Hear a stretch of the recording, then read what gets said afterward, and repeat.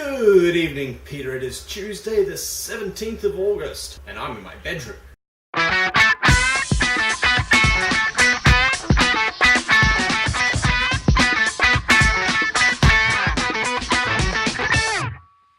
There's a few things I want to talk about in today's video, so let's get on with it. Number one, the X-Ray Kid protagonist. In the actual movie, the X-Ray Kid isn't the protagonist. The protagonist of this movie was actually Uncle Chuck.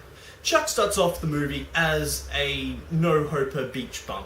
He spends his days combing the beach with a metal detector looking for things. He has a crush and apparently a bit of a history with the lifeguard, played by the moonlighting porn star. He doesn't get along with his brother, and he doesn't seem to have any friends. At the end of the movie, he learns that people are good and that having friends is also good. So well done, Uncle Chuck.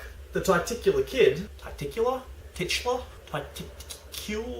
The kid for whom the film is named starts off the film as a kid who just wants to be a secret agent and finishes the film being the kid who wants to be a secret agent. I don't really have any ideas for the protagonist of our film for any way that the glasses can be more than just a MacGuffin to drive the film. The only way I can see the glasses having any kind of practical application is if he notices that they have something like a bit of a weak bone in their arm and he punches it and it breaks. So yeah, I don't really have any ideas on that front. As for the Scott Pilgrim video diaries, I just thought they were interesting. There's no real benefit to having watched them before the film. They might just be nice little behind the scenes things that you can watch afterwards and go, oh, I saw that in the movie. That's interesting.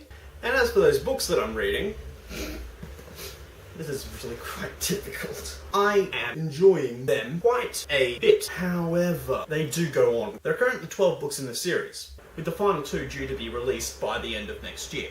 Which is quite a trick considering that Robert Jordan died 3 years ago. I really am enjoying the series. However, everyone I talk to kind of grimaces and goes, ooh, you sure you want to read that? Most people are just put off by the fact that there are 12 books in the series so far, and this is the average thickness. The descriptions of some of the places are getting a bit repetitive, especially since Robert Jordan feels the need to re-describe them absolutely every time a character goes there. But what interests me the most in these books is the system of magic that he uses. As you know, I find establishing a magic world quite interesting. In the Wheel of Time universe, there's 2 sides to magic. There's the male half called Say Din, and the female half called Say Dia. And when you put them together, they kind of make a yin and yang symbol. And in case you couldn't tell, only men can use Say Din, and only women can use Say Dia. About 3,000 years before the events of the novels, something went horribly wrong, and the male half of the true source was tainted, so that any men who use magic in this universe eventually go insane and either kill a lot of people or kill themselves, and generally it's preferred that people kill them first. Without giving too much away, the series is about the coming of the final battle to end all battles between good and evil, pretty much.